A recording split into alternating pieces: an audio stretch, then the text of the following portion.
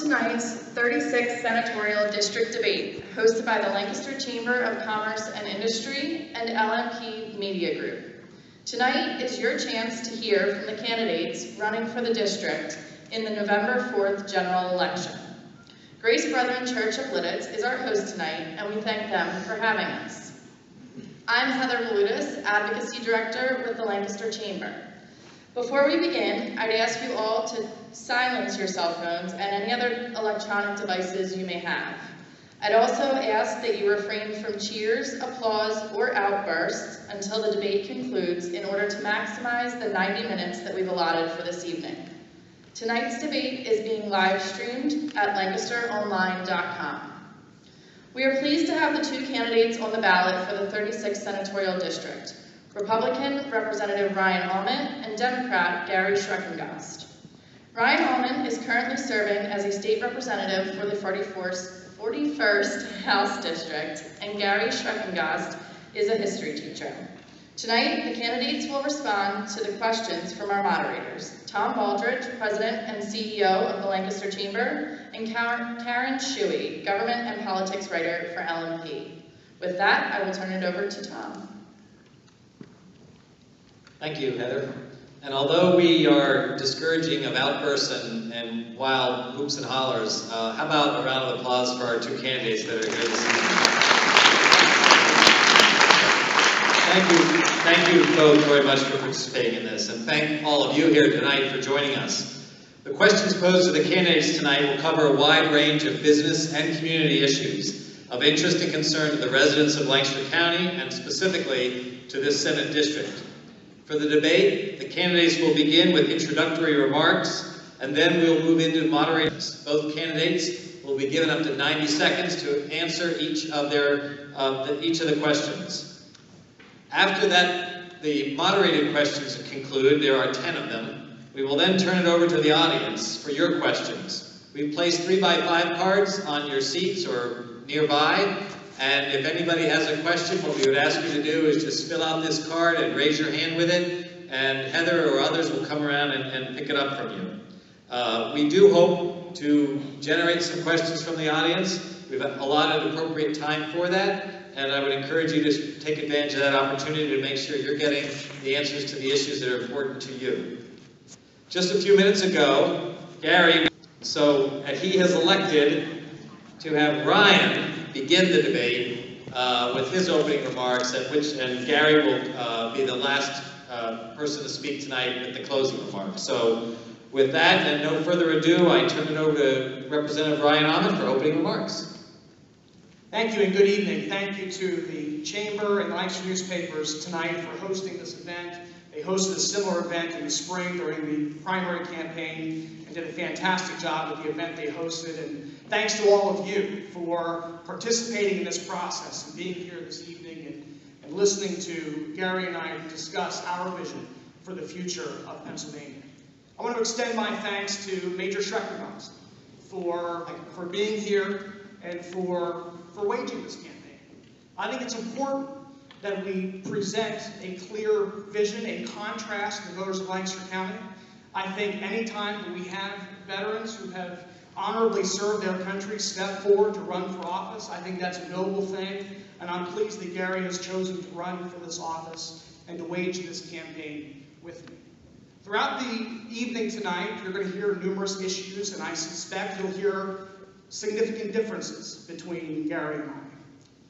But we're both running because we seek to represent the residents all across the 36th Senatorial District in the State Senate, which is a significant job, which is an important job.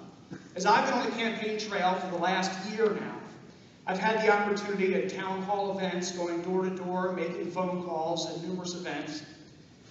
I've had the opportunity to listen to the voters all across this district. And there's numerous issues that voters are concerned about, whether that be property tax reform, whether that be pension reform, liquor privatization, controlling the growth of government, reducing the tax burden on Pennsylvania families. Throughout all of those conversations, I've heard a desire for leadership that can get results in Harrisburg.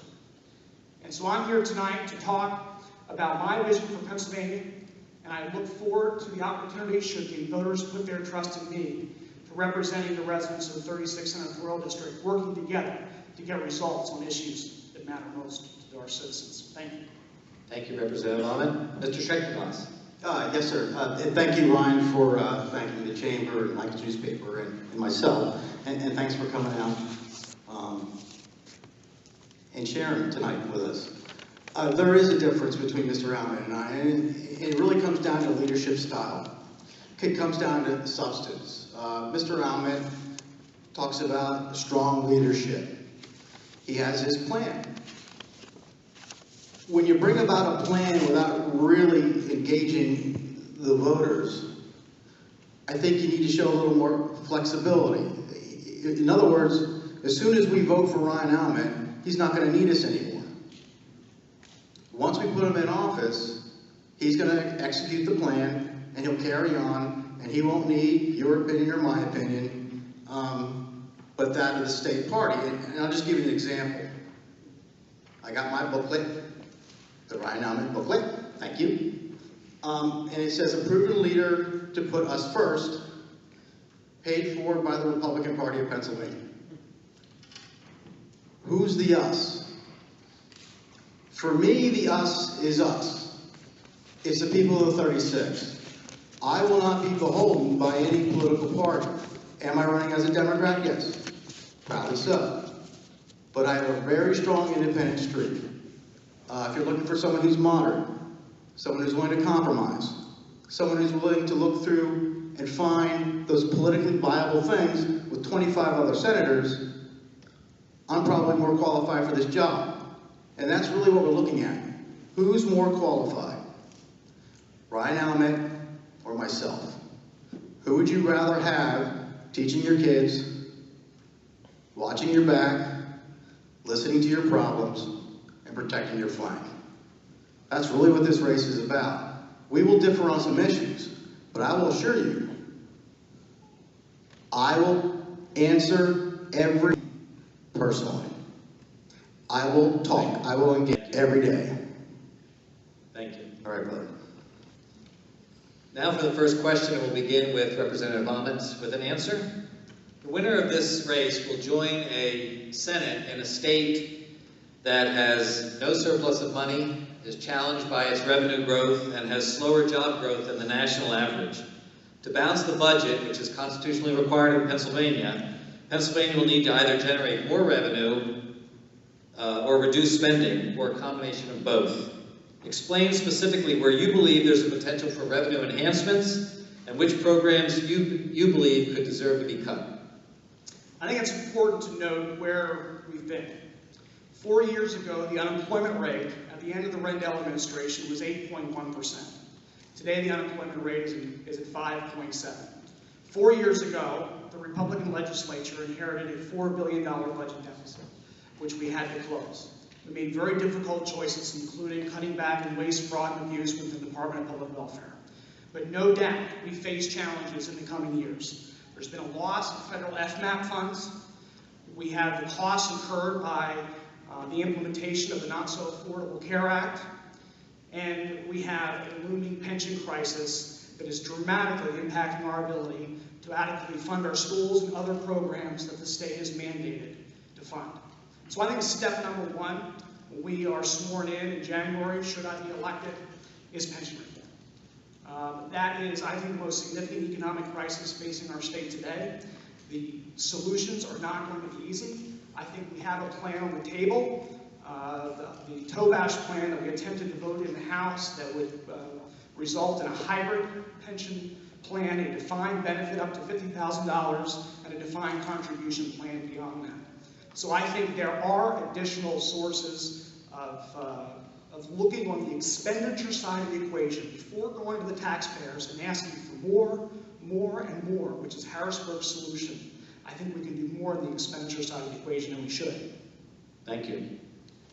Thank you, Ryan. Ryan's party has had 4 years. 4 long years. House, Senate, and the governor. We're still talking about the same issues. To answer the question, talking to the people of the 36, we not only have to enhance, but we have to cut and manage. And the enhancement comes with that 3 to 5% severance tax to lower our property taxes. According to the people of 36, the #1 issue is property taxes, property taxes, property taxes. And because our Senate cannot walk and chew gum at the same time, unless you tell me any differently, that's going to be my job. I will be a broken record in the Senate as the independent voice of the people of Northern Lancaster County. Property taxes, property taxes, property taxes. I know they're going to try to move it on to something else, like National or State Chipmunk Day, so we can debate about that. Schreck will stand up. Property taxes, property taxes, property taxes. I'm that guy. Thank you. The next question is about Marcella Shale, directed towards you, Mr. Schreck, but you have kind of answered that. But if we can just get you again on where you stand with imposing a 5% extraction tax on natural gas drilling on the state's Marcella Shale region. Yes, we're for retaining the 2% impact fee because we don't want to take it away from the local people. All right. And if this pipeline comes through, which we'll talk about that I know later, yeah, we're going to take that 2% plus. But yeah, I am for a 3 to 5. Ryan and I can't sit up here and promise exactly what's going to happen because we're going to have to work with 25 other senators. And I don't use terms like working across the aisle. The aisle is a pathway to move. I work with 25 other senators. I don't care what the party is. I care about do we have shared interests. And I might agree with you on this issue, might not agree with you on the next one, but hey, brother, I'm working with you on this one. And I'm a Lancaster County person, not a D or an R. There's just too much partisanship in this state, and it's one of the reasons why we're in trouble. It is. We need to stop. We really need to stop. I don't know of any other organization that has a permanent division of parties on committees. If we had that in the military, we'd all be speaking German. It's stupid. We don't do it in our workplaces. Why do we let the legislature get away with it? Year after year. And I don't blame you for that, Ryan. But I blame the system for it. All right, Representative Aument, would you support a 5% extraction tax on Marcella Shale? Well, we just heard that we would utilize a 3 to 5% in addition, is the proposal, in addition to the 2% impact fee to reduce property taxes. And I know we'll get into property taxes later. I think it's important to point out, to replace school property taxes at the statewide level, the local school district level, you are talking about a replacement of over $20 billion. A 5% Marcella Shale extraction tax gets you about $500 million. I don't think you're going to see much in terms of property tax relief if that's our plan. 1% sales tax, 1% income. So I think ultimately, now let me question. answer the question directly with regard to an extraction tax. I have been very clear that I would support an impact fee and I could be supportive of an extraction tax. Now keep in mind, the way the impact fee legislation was written, that in the event we put in place an extraction tax, there's a severability clause that would make the impact fee go away. Lancaster County today is receiving about $500,000. That's real revenue that Lancaster County is receiving. So if we do move forward with an extraction tax, we need to ensure that revenue is still coming to Lancaster County in those areas that are perhaps not directly the result of Marcella Shale activity. But it must be done in a way that the industry is competitive with what's happening in the states around us. And you have to look at the full tax picture. The taxing environment, the regulatory environment, the cost of compliance. Concur. We have to look at the entire picture.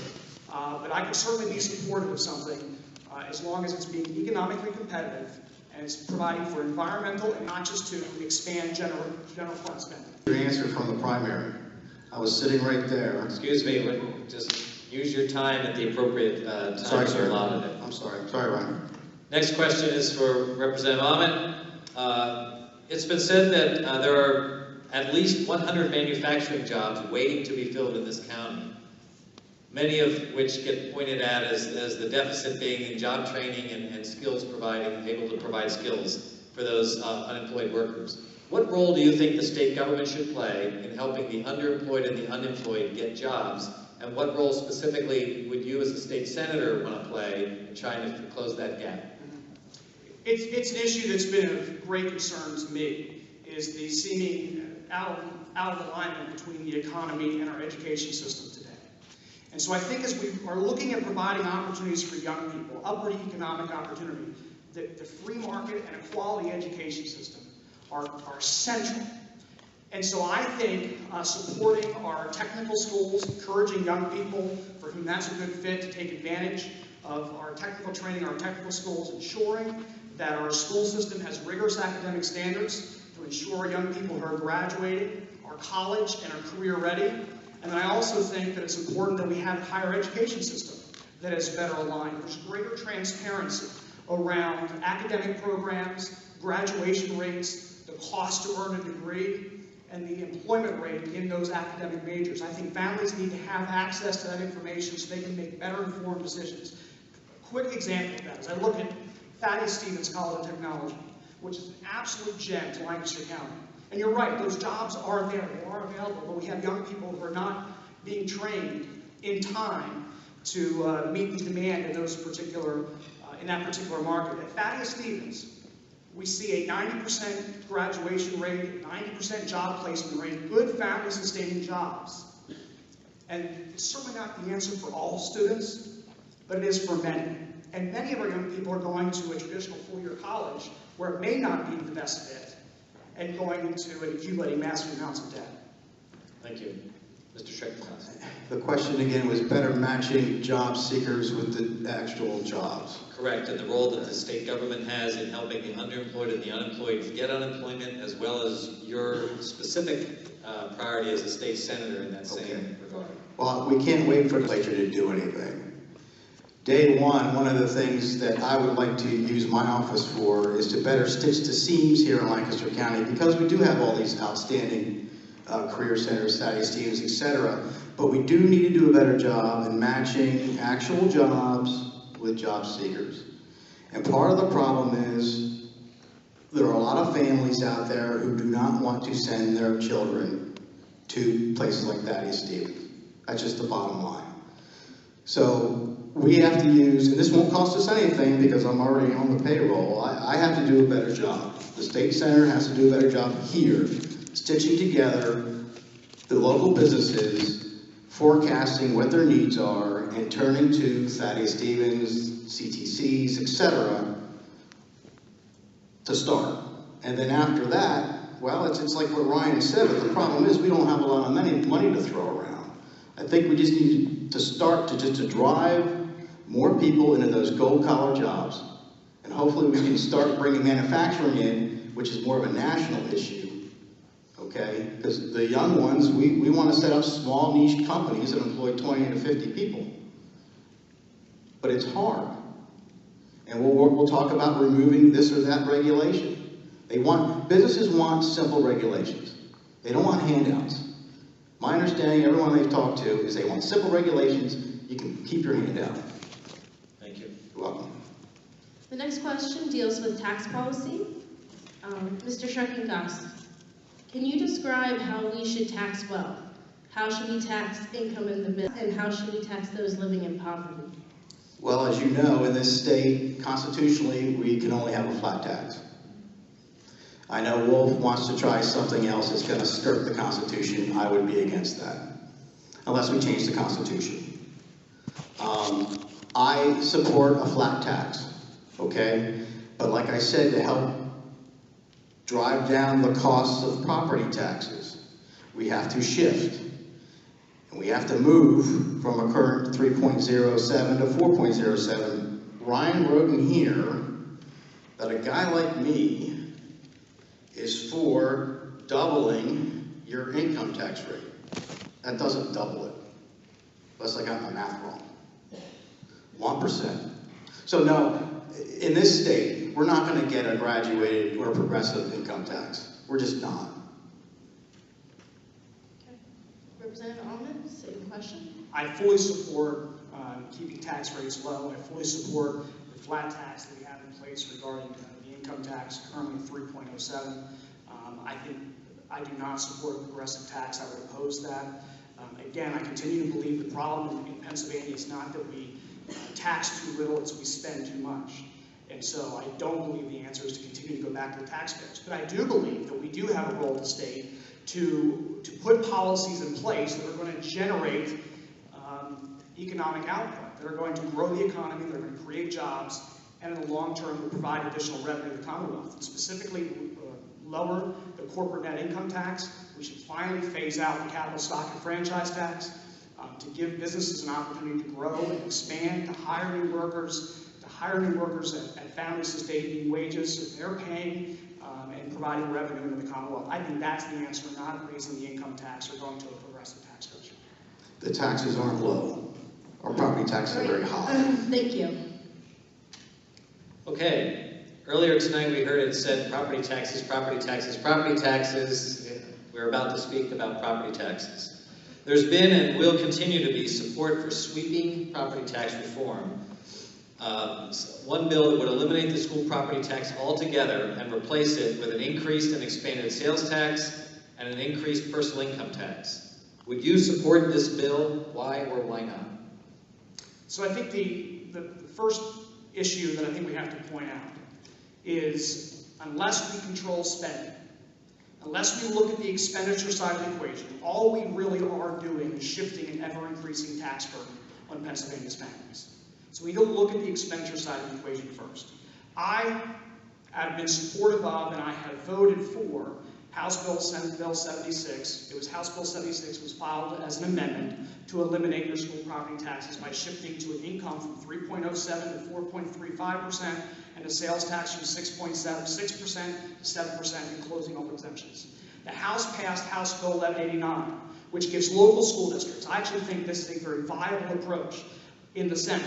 House Bill 1189 allows local school districts to use additional opportunities for revenue, provided they do a dollar-for-dollar reduction in property taxes and cap those property taxes. The reason this issue is so difficult is because we have a basic ed funding formula that is outdated, is not fair, and does not adequately fund growing school districts like we have here in Lancaster County. You have some schools across the Commonwealth who are receiving more than 50% of their funding from the state, and many who are receiving less than 20%. In the teens that they're receiving taxpayers in those areas, like here in Lancaster County. And so the reason that a property tax elimination bill is not viable today in the General Assembly is because of that formula, and you have legislators who will not vote for a change because they're benefiting under the current system. We have to fix that first, property taxes second. It has to be a priority. Thank you. Mr. Schreck. And it is frustrating. Most of those legislators that Ryan talks about are from the northern or the western tier. Most of them are GOP. The bottom line is you're referencing Senate Bill 76. We love the goal. We love the end state. It's politically dead. They keep throwing it out to the public, hoping that you'll just keep rolling with it for the next 10 years. But we can look at what we can agree on. And when I read Senate Bill 76, I think they called it that because it was like 76 pages long. And I saw the little handouts and the gimmies to certain people that most people don't take the time to read. So I am supportive, and so are the people of the 36, unless you tell me otherwise. We need to tax shift, not to expand the balloon more, but we need to shift from property taxes to higher sales and income. But the trick is, how do you get those northern and western tier legislators to play ball? And if Ryan and I can give you the answer to that, we would probably be living in Monaco right now. That's difficult, okay? And we're not going to sit here and tell you, if you left us in there, that we're going to, like, flip things, but all I can say is if we elect Ryan, who's expected to win, he's GOP, same, mathematically figured, we're going to get the same. The only way we're going to do something is we put somebody in there that they're not expecting. And that's me. Thank you. I won't fail you. We're going to move on to another popular issue here, the pipeline project. Mr. Schreck, elected officials have largely shied away from taking a position on the proposed 35-mile natural gas pipeline that would run through Lancaster County. Where do you stand on that issue? Well, again, I stand with my neighbors. If we're not willing to stand and stop the seizure of our neighbor's land from a for-profit corporation, we are bowing down to the king and the West India Company, because that's all this is. It's a land grab. I don't care what you say. Otherwise, that's what it is. And the people I've talked to, and I'm going to go on a tour with the citizens group this Saturday, and we've got a seat for you, Ryan, and they've told me they do not want their land seized. I will use our office as state senator to do everything we can to stop, staunch, do something. Now, those few people, and there are some who want to sell their land to Williams, then I would use my office to help them talk to FERC, say, hey, these people are for selling their land, but we got to make sure they get the most money for their value, because I also know some people up in the northern tier who were ripped off by these gas companies. Thank you. Representative Aument? Well, I think we have a choice. I think we can politicize this issue, or I think we can properly inform the electorate and those that we seek to represent. Pennsylvania has a real opportunity here in terms of the energy, be an energy supplier. We have the opportunity to create jobs and opportunity for future generations of Pennsylvania. And we have to get that product to market. Now, having said that, how that's done is incredibly important. We have 7 pipelines already that currently run through Lancaster County. This is not something new. However, how this is done is vitally important to ensure that we're avoiding historically sensitive areas, environmentally sensitive areas, and high-density residential communities and other factors. Ultimately, it's going to be a federal regulator, FERC, Commission of 5, that is going to make that decision. We are prevented by law to politically influence that process. And there's a reason for that.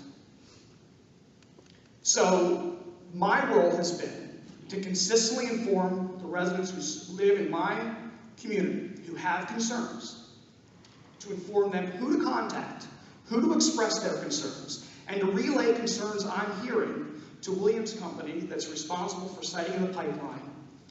And I believe that by holding the position that I do, maintaining the position that I have, that I can have greater impact on those conversations than if I was attempting to politicize this situation. Thank you. By standing by your neighbors, if that's politicizing, then I'm all in. I would only point out, because I do think it's important. We disagree. I think it's important to point out that there are residents all across Lancaster County who have differing views on this issue. Correct. Folks that I have heard from, I will tell you, folks who've contacted my office, who have called me, who've emailed, who've written, it is 50-50 at best in terms of where the public is at on this issue. So which residents are we going to represent? I'm going to represent the all of my landowners. constituents. Moving on. We've already heard quite a few mentions this evening of the word pensions, and the next question deals specifically with that issue. As I think everybody in this room knows, the state is facing a massive pension spike of up to $50 billion over the next 30 years. Attempts at reform have been made in the past several years, but it's not enough to address the overall liability. In a similar vein, municipalities are also being faced with pension crises that, if not addressed, could lead to tax increases or bankruptcies at the local level. If elected, what policies would you support to ensure the solvency of the states and local governments' pension systems? As I mentioned at the outset, I think this issue is of vital concern to Pennsylvania. I think it needs to be at the top of our agenda when we come back next January, should I be elected. $50 billion unfunded liability, which I believe, frankly, is understated. We are now crossing employer contributions. Now keep in mind, when politicians talk to you about employer contributions, we're talking about taxpayer contributions. You're the one who's paying the bill. We are crossing $2 billion of an $11 billion budget on education, for example, to provide for our employer contributions. For anyone who's involved in private sector industry, when you start talking in terms of not 20%, but 30% of payroll is going to meet pension obligations, the system is not sustainable. And our children and grandchildren will pay for it. Allowing Act 120 to simply work itself out and hope the market recovers is not a viable solution. The answers are not easy. But I do think a first step is transitioning future employees, new employees, into a hybrid, defined benefit, defined contribution plan. We have a plan on the table that generates real savings, $11 to $15 million, that we can put back into the should deal with the unfunded liability. It's not the answer, and then we need to bring our public sector employees and have them be part of this conversation as well to address this issue. It's vitally important as we look to recruit young talent into the public sectors and into education. Thank you. Mr. Schreck. Okay, the first step we need to take is to remove all pensions from elected officials. That's the first step. You lead by example. The legislators were the ones who put us here. I remember before I deployed overseas, and I paid into it. The pension system was at 120%. When I returned from my deployments, all of a sudden there's a crisis. And, well, who caused the crisis? It wasn't me. It wasn't you. It were our elected officials. It's the same people we keep putting in year after year. This is a difficult issue, Ryan. And I think if we up the share of what the state is supposed to give to the local school districts, you go to the teachers. I know there are teachers in this room who try to reach out to their elected representatives and say, hey, we are willing to work with you. We don't want to bankrupt our neighbors. We don't. But they always bring up the union, the union. Those are like 6 people. They all sit in a room in Harrisburg together and they yell at each other. You got to go directly to the people. And I want retirement security for everybody in here. Everybody. Our allies have it. We've been defending them for 50 years. What do we have? Thank you. Okay. Do the math. Our next question is about farmland preservation. Lancaster County is a leader, both nationally and in Pennsylvania, in farmland preservation, yet state funding seems to cheat the county, mostly because it weights more heavily against development than toward agricultural production. This year, Lancaster County will get about $1 for every dollar it spends on farmland preservation, compared with $17 spent by Montgomery County and getting $9, and York County getting $9. How would you work to steer more state dollars in the direction of productive agriculture here in Lancaster? Well, Karen, can I ask a question? With the question? Sure. How much got it before? I don't, Brian, do you know, I mean, is it because Lancaster County got Montgomery's County turn, or is this like some kind of political game that we're playing with the cookies? Well, part of it is because there's a county match to what the state is invested.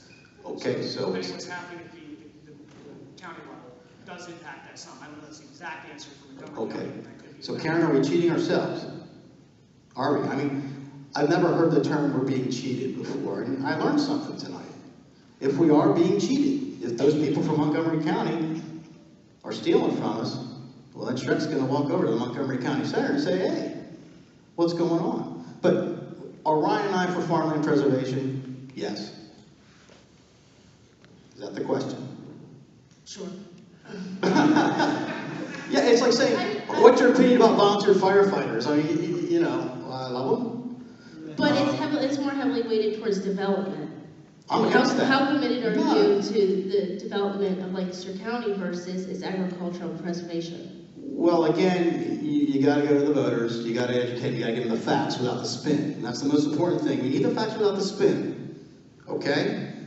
I'm not going to go in there and try to lean certain things and leave out this or that to get the answer that I expect or want. But you got to go to the voters. But my sense of it is, this is the best agricultural land in the world. It is. I've been other places in this world, and man, people would trade their eldest to farm here, especially in Iraq. If I could address directly, I think the answer lies, and I didn't mean to, the way I answered Mr. Schreckengast in any way to blame our municipal officials or county officials. I think they do a great job managing this program. but it is a county match. The issue at the statewide level, in my view, is that we do not appropriately weight that funding formula for production agriculture. That, I think, is the answer. And I think, I haven't talked extensively with the county commissioners about that, but I think that's part of the issue that they have in terms of the money that's coming back to Lancaster County. Is it appropriately weighted for production agriculture that we have in Lancaster? Last session, not this session, but last session, Senator Brubaker had a bill, I think it was Senate Bill 1437, that actually made adjustments. That bill did not advance ultimately. I have talked to Senator Brubaker, and it would be my intent to offer that legislation should I be elected to make an adjustment to that formula. Thank you. Did we answer your question? Yes. Okay. This next question is about, more broadly speaking, the economy in Pennsylvania and to your level of interest, specifically Lancaster County. But what would you say to business leaders here today about the future of Pennsylvania's economy, and what unique skills and priorities would you bring to the state Senate to provide confidence that we're headed in the right direction?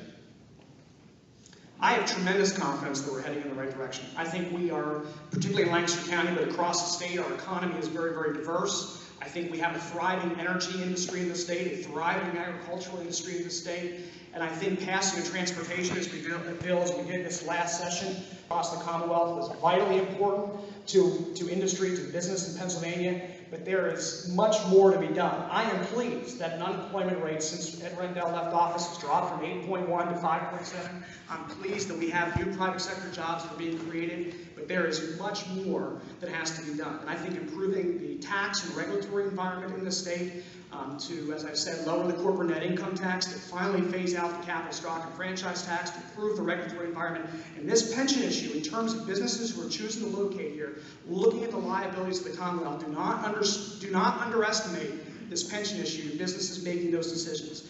And I have not heard a plan on the other side. I've heard what led to the problems, but I have not heard a plan. I support getting the public sector, getting elected officials, legislators out of and leading by example and being part of any pension reform. I voted for it, I support it, but that's not a solution.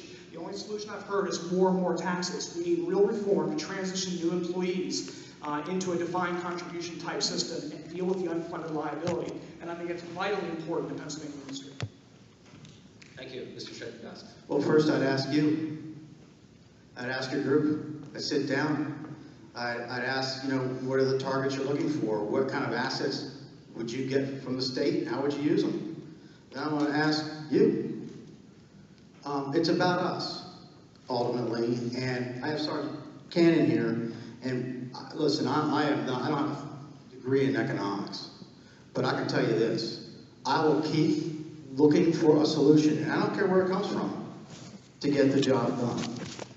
Manufacturing, Ryan and I are not going to disagree on this. We're from a generation, we want the best for our state. We want the best for our children. We love our state, okay? And we know it has structural problems, but we're not leaving. His family, my family have deep roots, but I'm willing to look at, you come to me and say, Schreck, we need to get rid of this law. This law was made in 1972, it doesn't make any sense. So then let's get rid of it, modulate it. I've heard some of our elected leaders say, I'm in. That's one of the dumbest things I've ever heard. Then why are you there? Why are we paying you? I'm not going to give you this bag, we need to get rid of regulation, because we've been saying this since 1980. Okay? So I'm not going to sit here and make a promise, but I will tell you this. If you are, and you are, on board with creating family-sustaining jobs in Lancaster County, I will do whatever it takes to help achieve that end state. Sergeant Cannon, will we get it done? Whatever it takes. Thank you. As an educator, I'm sure you're aware of this next topic we're going to talk about. It's unfunded mandates. Many local school districts around here talk about how they're faced with mandates that are often unfunded. I wanted to know if you supported legislation authorizing school districts to suspend or waive implementation of laws and regulations. One example would be Common Core, the Common Core standards that school districts are faced now. Or would you allow them more flexibility to choose what they fund and what they don't, or what they implement, sorry. Well, since at least 2002, and I'm a teacher. I can't think of anything good that's come down from the federal or the state level. And, you know, I gotta tell you, I think there's more behind it than just trying to improve education. I am against every single federal and pretty much state mandate, and the PA core is Common Core, defund it, defund PVAS, defund all those little data measurement tools that we've turned our students into. If the parents actually saw how much money we're spending on, you know, the predictor, the mathematical predictor for Johnny, it's ridiculous. Okay? It needs to stop. It needed to stop 10 years ago. So yeah, I'm absolutely, now, am I asking the local school district to break the law? But the legislature, me, needs to stand for the people and say, enough. And if the executive branch has too much overreach, because I think the legislative branch sometimes gives them, you know, ways to walk in the size of Lake Erie, then we need to shrink that.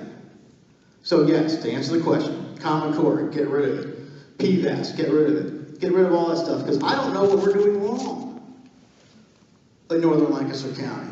I mean, we'll work with you, but what are the parents, the students, the teachers, the administrators, the school board? I want to know what we did wrong. Our hands are being tied. Thank you. Representative Aument, same question. Yes, I think there's a number of unfunded mandates that should be repealed. I think we need to give great flexibility to school districts to be able to do so. I think when you look at the cost drivers, obviously the pension obligations are coming back to that issue that is so vital in a number of these topics.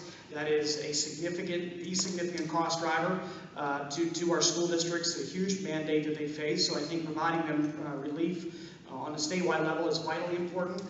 I think taking a look at our charter school laws. Now, I'm a supporter of cyber charter and charter schools, but I do think there are some funding reforms that can be found there. I think those are important. I think prevailing wage reform, I would support the total elimination of prevailing wage, but we ought to at least be able to find some common ground around increasing a threshold and giving to opt out of prevailing wage requirements. I think around furloughing staff, I think, and it's not just for economic reasons, but it's also for declining enrollment. So in the event of the declining enrollment or budget constraints, giving school districts the ability to furlough staff, not by eliminating programs, but actually to be able to manage their personnel, to be able to furlough staff and be able to do so based on the performance of the teacher in the classroom, rather than just some seniority. I don't think that's good for the teaching profession. I certainly don't believe it's good for our families and students.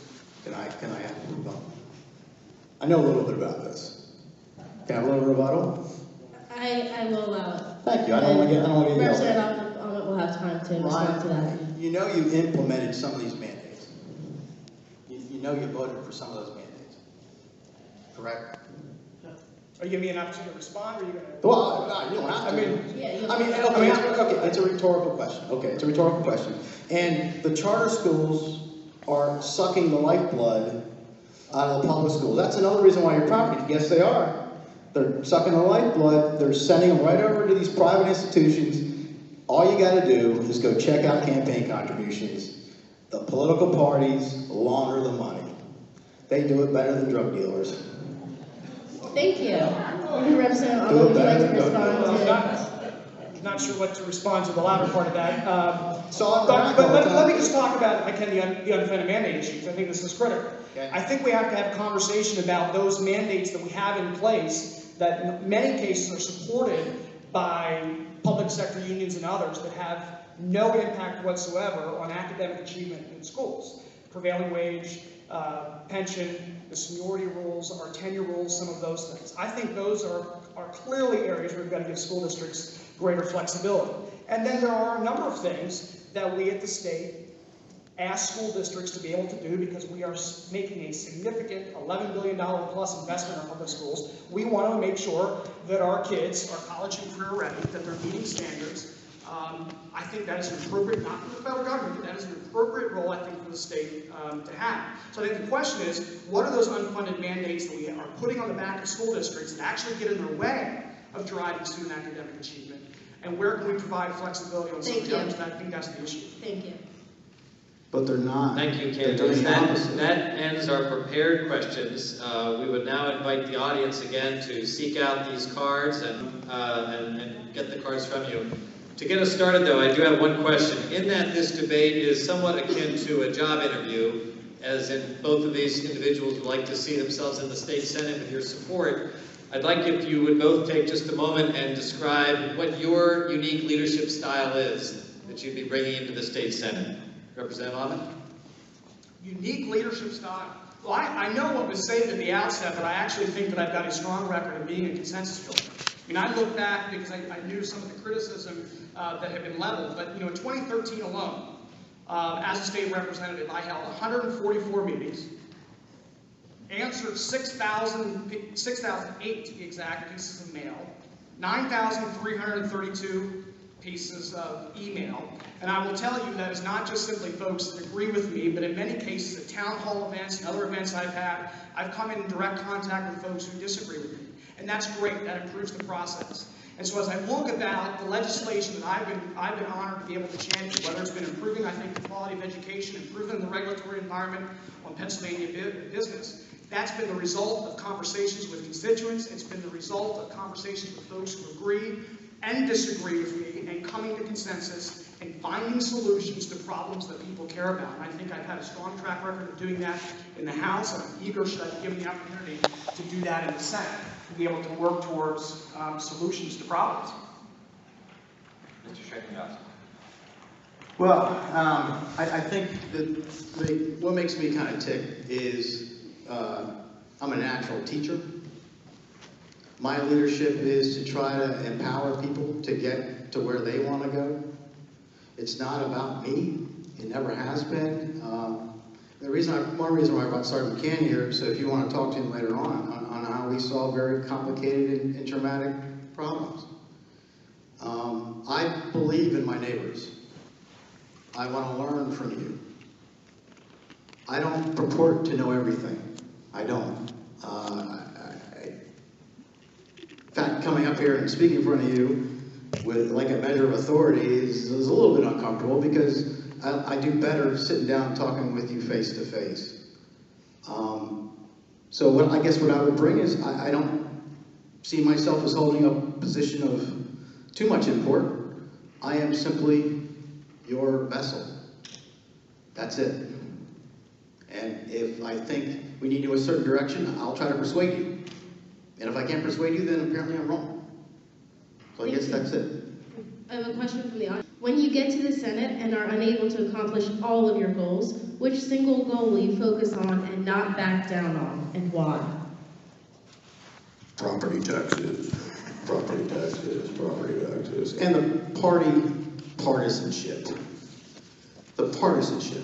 It's just too much. It really is. Like when they divide up, Republicans go into that room, Democrats go into that room, and let's calculate and see how many votes we have. We got to go.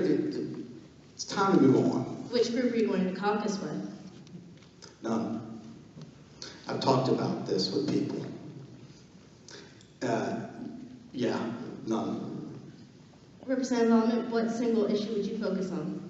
Well, I'm going to caucus with Republicans, should I be elected. And not just because I'm a Republican, but the fact of the matter is, if you want to have a seat at the table in terms of deciding which of the issues that are going to come to the table, which of the issues are going to be voted on, in fact, if you're going to have a district office or a staff or really be part of the process at all, I respect his perspective on that, but I think he could have gotten the same objective by perhaps running as an independent and choosing a party to caucus with. But I think, in terms of taking a look at the issues, I think the first thing is that I think we have to recognize that on some issues that you have to work towards an end goal, and sometimes that takes time. There is time for decisive action, and sometimes there is time to build momentum and consensus around issues. Transportation bill is a perfect example of this, and I know the Chamber and others were frustrated with how long it took at times for that legislation to get across the table. But there were conversations that were taking place, there was conversations in key constituencies, there was conversations happening back home that allowed us to build momentum. So perhaps in year one, we didn't pass property tax reform. But in year 3 or 4, we were doing the things that we needed to do to change the funding formula for basic education and to advance property tax what reform. issue I think the is going specific issue, number one is pension reform. That has got to get accomplished in year one. The second issue I do think is property tax reform. We have a Basic Ed Funding Commission that is doing its work right now to revamp a flawed funding formula. That needs to be fixed, and then I think then we can advance meaningful property tax reform for Pennsylvania citizens. Thank you. Every session, it seems, legislation is put forward to reduce the size of state government, most specifically, reduction in the number of state senators and state house members. How do you folks feel on, what's your position on that issue and those attempts to limit the size of our state legislature? Representative Aument. For it. I voted for reducing the size of the House from 203 to 153, the Senate from 50 to 38 the first session that I was in office. I voted for it again this last session. I do think it would provide for us a greater level of efficiency. I think the overall cost savings are not insignificant. I believe that's the number one reason to do it. I think it will make the legislature more efficient. The distinction of being the second largest full-time legislature is not a distinction that we want to have here in Pennsylvania. And so I would support reducing the size of the legislature. I've co-sponsored legislation and would support it again. Mr. Schreck. For it. We've had 4 years. There hasn't been any movement, and we will have a place at the table. They're going to need our vote. Senate has 50 people in it. They're going to need our vote. They'll listen. We've tried all this formula before. Doesn't work. Let's make our vote count this year. It's time to take a stand. Seriously. And if this is going to start, let it start here. Or we can just do what we're supposed to do. Keep putting in XDs, XRs, and keep on playing like we live in a republic. Or we can say enough. That's what I want this election to be about. And yeah, if I have to run my office out of the back of my car, I'll do it. I got a lot done overseas in the back of a Humvee. I have another question from the audience. What is your view on term limits? We'll start with you, Mr. Schreck. Sorry, what was the last word? What is your view on term limits? Would you set a term limit for yourself and elect? Oh, the voters need to do that more. We need to do that. Me, if you do this office right, I'm going to be exhausted after 4 years. Okay? I'm going to be exhausted. If I feel the voters want me to run again, I'll run one more time, then 8 and done. 2 terms, that's it. Done. You need to get new blood in there. But it's the voters. The voters... All right, we are asking for no outbursts. That's what that was. So please hold your applause till the end. You'll have ample time at the end to go crazy. Sorry, brother. Thank you. We need to get fresh water into the pond. And then the legislators won't sit there and fight for their pensions. And you know, Ryan, I believe, you know, I trust you that you're that guy. Really, I don't think that you're putting on airs about believing in stuff like that. But I want to do something demonstrative. I don't trust the big power boys. I just don't. Why should I? Do you? Thank you. Representative Aument, if elected to the Senate, would you hold yourself to a term limit? I think we should pass a constitutional amendment to put in place term limits, whether that be 2 or 3 4-year terms for the House or a similar limit for the Senate. I think that would help immeasurably the environment in Harrisburg. I think something we could do without legislation that I'd be fully supportive of is changing our rules to limit the number of years you can serve in leadership or as a committee chairmanship. I think that would quite naturally put in place a term limit system. So I have supported a co-sponsored legislation that would put a constitutional amendment before the voters with regard to term limits. I have always been very specific in not taking a specific term limit pledge. The reason for that is because if a senator from the 36th Senatorial District is operating differently in terms of the process than somebody else, than the rules across the state in terms of the Constitution, I think at a point in time, whether it's the end of your second term or the end of your third term, whenever that is, you become a lame duck and are no longer effective in Harrisburg. My intent is to, on behalf of the residents of this district, from day one I enter office until the day I leave, as you approach the end of your time in office, you begin to set off quite naturally a succession. Folks begin announcing that they're running to replace you 3 or 4 years out. And I'm not sure that that's healthy for the process either. So I think we need to change the system statewide. Thank you. So this question is somewhat phrased as a comment, and the two of you are invited to respond. Clearly, one of the issues that's been most discussed this evening, and it's discussed in any election cycle that we've had in Pennsylvania over the last 20 years, is relative to education. Mr. Schreck, does your role as a teacher give you more authority on issues related to education, such as funding, pension reform, classroom reform, etc., mandates? Or, Representative Aument, is his role as a teacher akin to the fox guarding the hen house when it comes to these issues when they're debated in Harrisburg? Ryan, who wants to answer that first? What's that? Ryan, who wants to answer that first? He does answer that. No, the fox in the hen house? I do not think that. I think educators running for public office is a wonderful thing. I would encourage teachers, I would encourage educators, as I would encourage anybody from any walk of life to enter office. But I certainly think having teachers, having retired former educators who are in the General Assembly is very healthy for all these conversations. I think, however, whomever that person is who's elected, as we take a look at education policy, I think you have to have a perspective that's in the best interest of students, of families, of educators, of the broader education community. So I think you have to have a complete and thorough view of that as you advance legislation policy. But I salute a teacher running for public office. All right, to answer your question, not to toot my own horn, but I think I am more qualified. I've been in the classroom for over 23 years. I've dealt with thousands of families in Lancaster County. Teachers can't really tell you what we do on a day-to-day basis because of confidentiality. Okay? Yeah. I'm sorry, what was the last part of that question again? Is it good to have a teacher in there? Yeah, I'm going to tell you exactly what works and what does not. And to say who's more concerned about students and families, and that's me. That's why we go to work.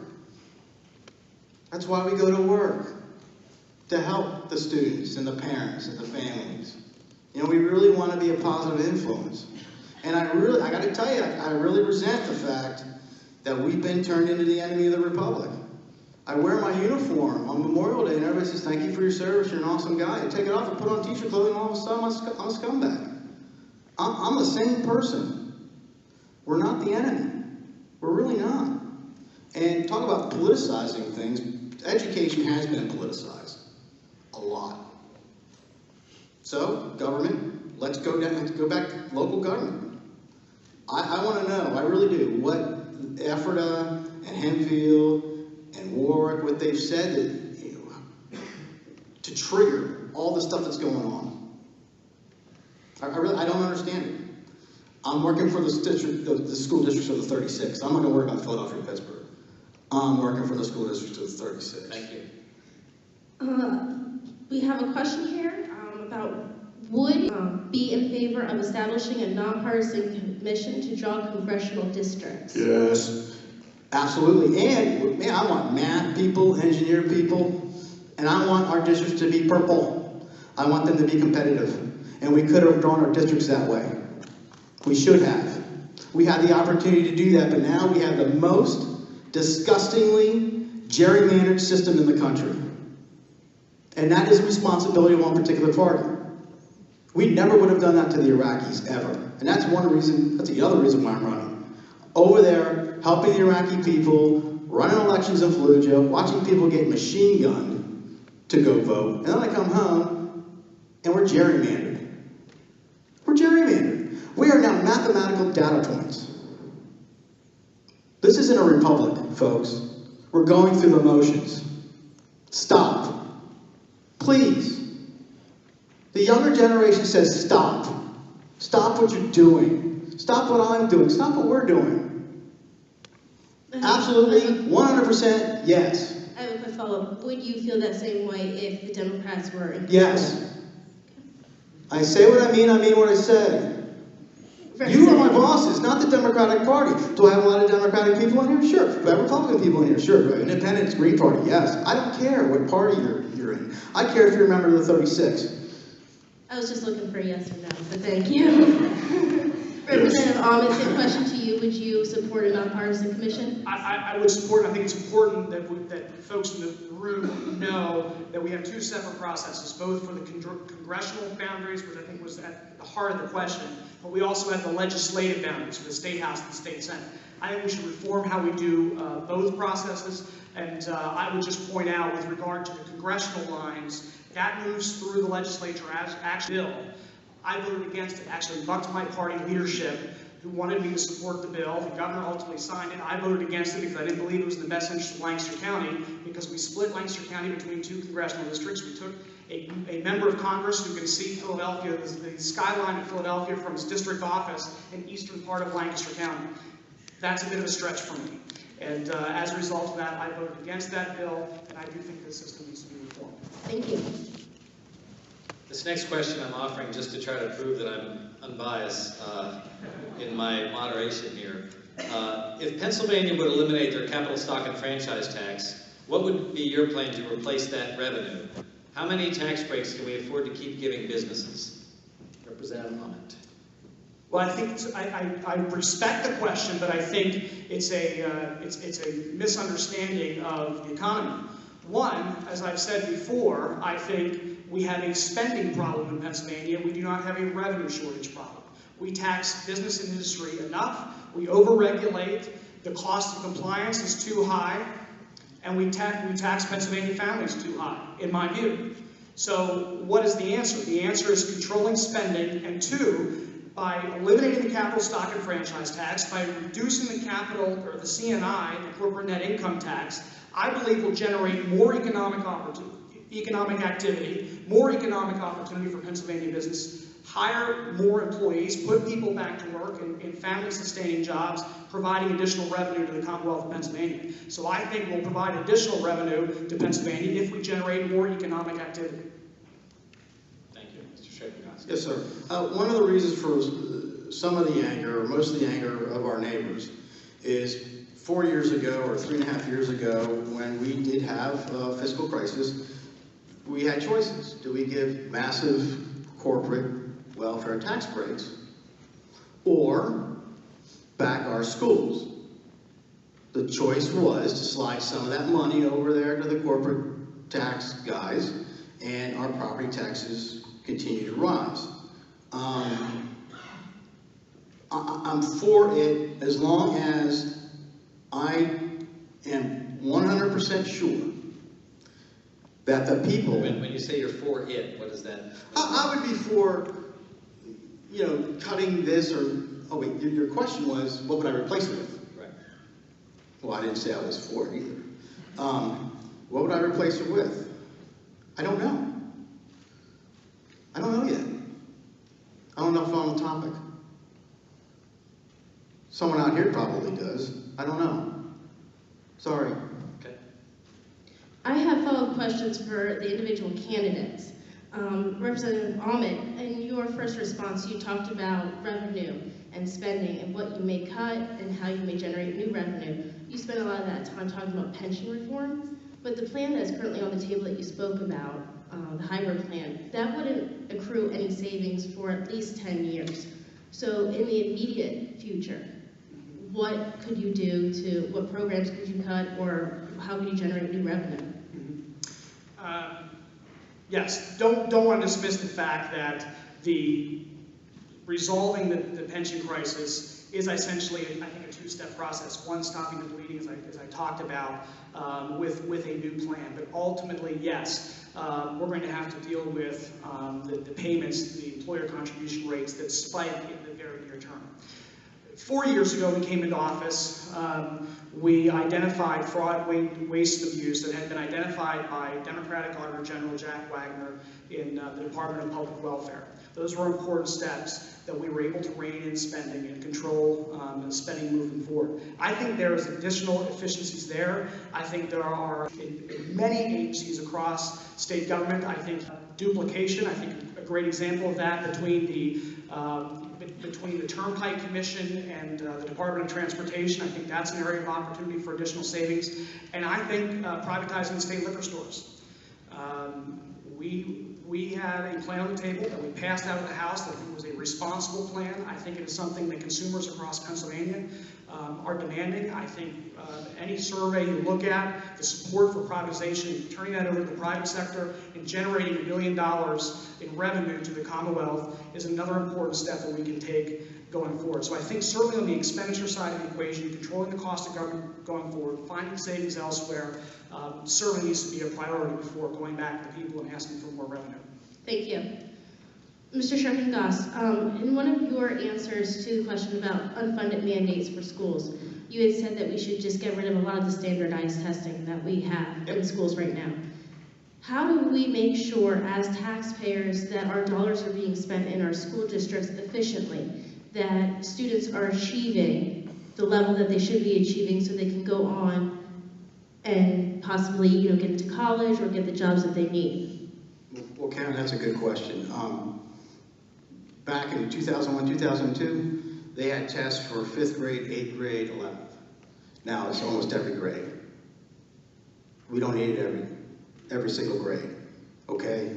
I haven't heard many parents in Lancaster County say that their public schools aren't rigorous, okay? I've heard it from other districts across the state. Now, I don't want to say I don't really care about other districts in the state, but my primary focus is on here, listening to what the parents want here, and having multi-week tests every year to look for data points, and then they change the variables from year to year. They change the variables to get the numbers they want. It's a game. Any soldier will tell you what game this is. Okay? So yeah, listen, the teachers, when this thing started early, we were on it. But now it's totally out of control. Get rid of it. Unless my constituents tell me otherwise, but I gotta tell you, I haven't heard one. I haven't. Maybe a couple. Thank you. Test them all day, every day. One of the issues that's often brought up in the state legislature that has yet to pass is the issue regarding paycheck protection, setting guidelines as to how unions can collect dues through state workers. That bill recently failed in the state Senate in its most recent attempt to get passage. How do you two feel about paycheck protection, and what would you do about it were you in the state Senate? Representative Aument. I'm a co-sponsor of the legislation. I support it and I vote for it.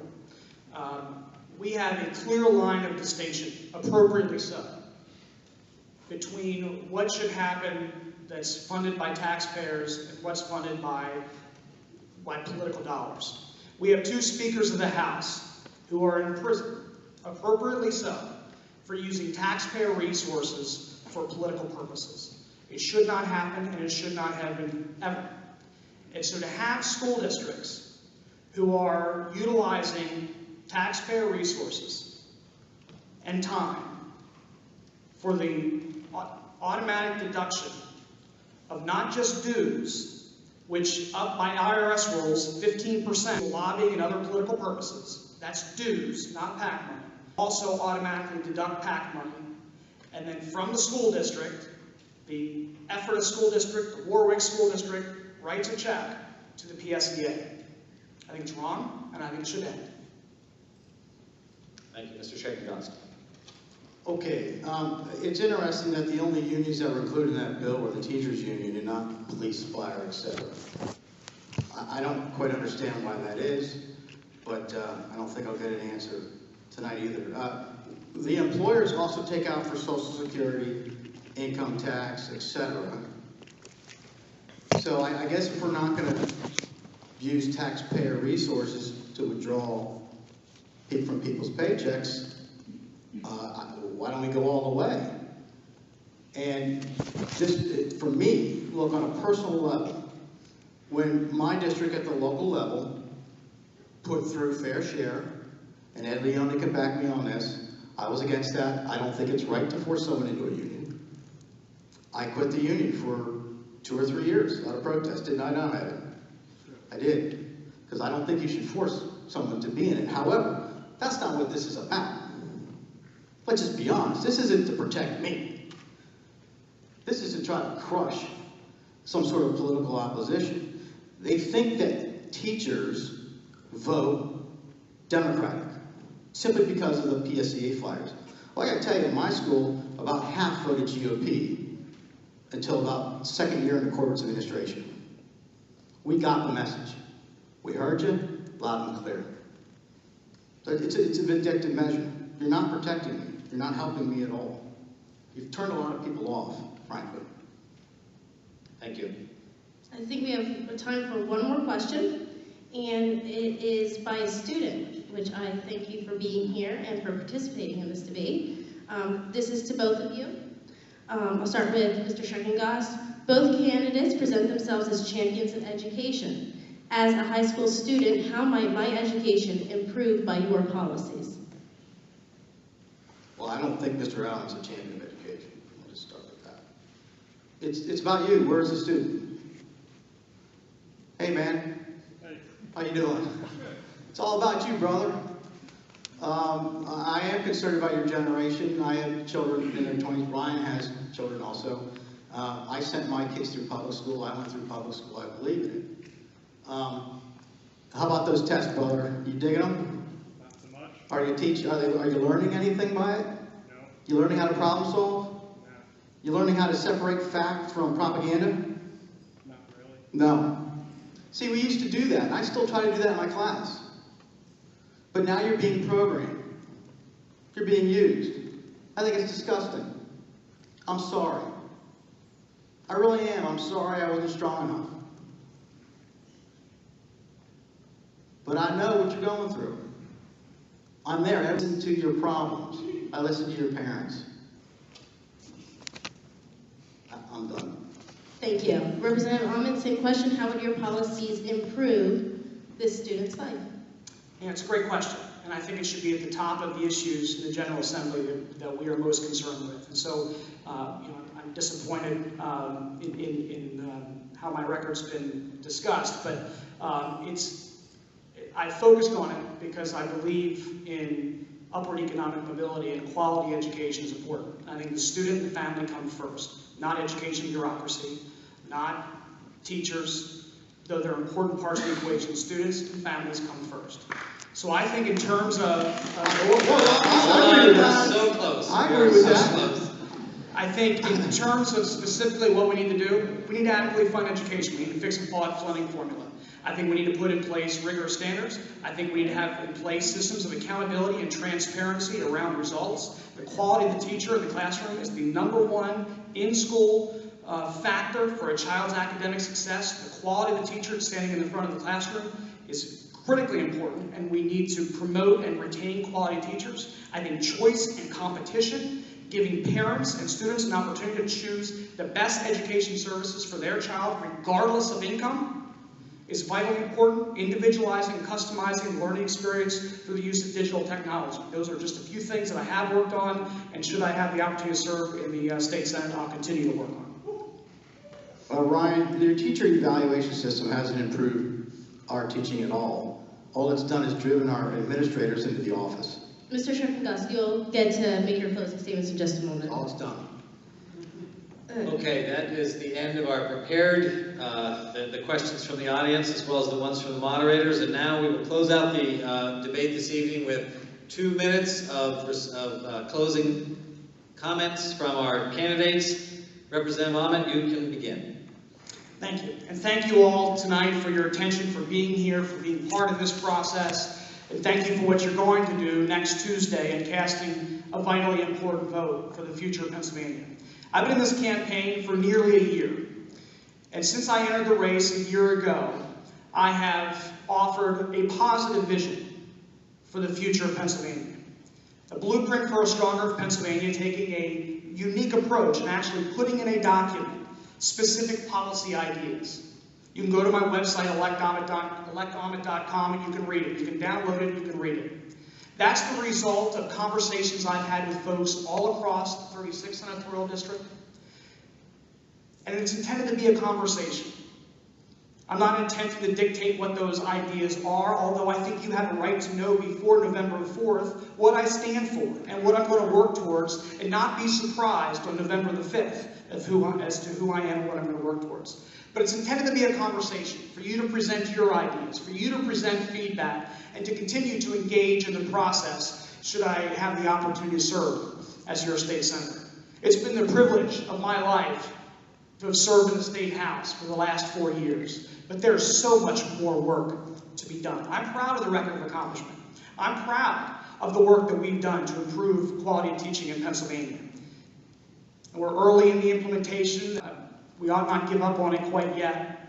As we've seen in other states, and we've seen in Pittsburgh, that's been at this work for 5 years, it's worth the journey. But there's much more work to be done on reforming property taxes, on reducing spending, reforming a public sector pension system, on reforming a culture in Harrisburg. And I look forward, should you give me the opportunity to serve, to work with you, to identify positive solutions to real problems in Harrisburg. Thank you for your time. Thank you, Representative Aument.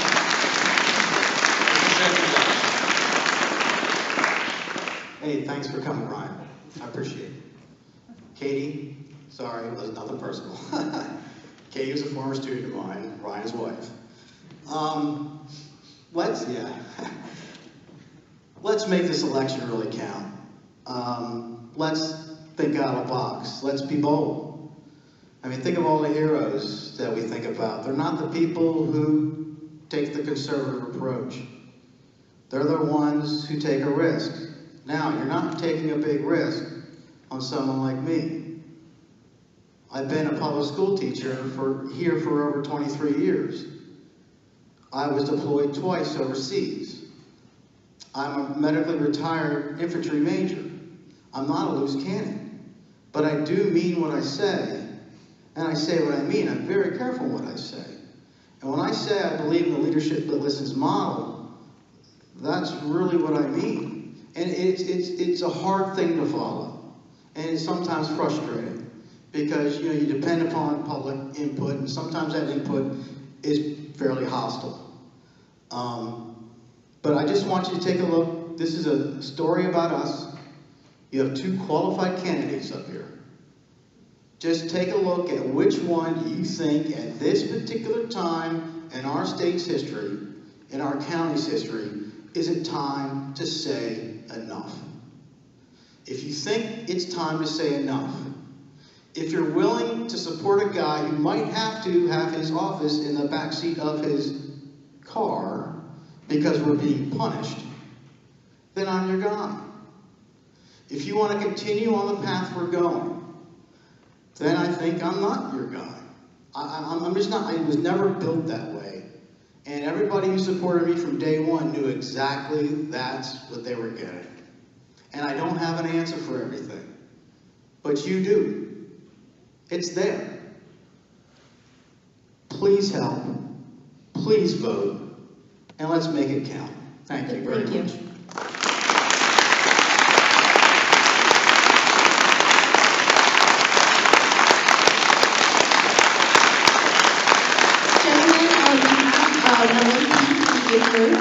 And the Lancaster Chamber, I want to thank you for participating in tonight's debate and to thank everyone for coming out tonight. We hope the candidates will help you make an informed decision. The candidates' answers will help you make an informed decision as you head to the polls on November 4th. Our thanks to Grace Brother for hosting this event this evening, and to Heather Valutis of the Chamber, and Jim Blues of Lancaster's of LMP, and to the audience for showing up this evening and being involved in the process. Thank you. Remember to vote November 4th. Now you can applaud. Thank you.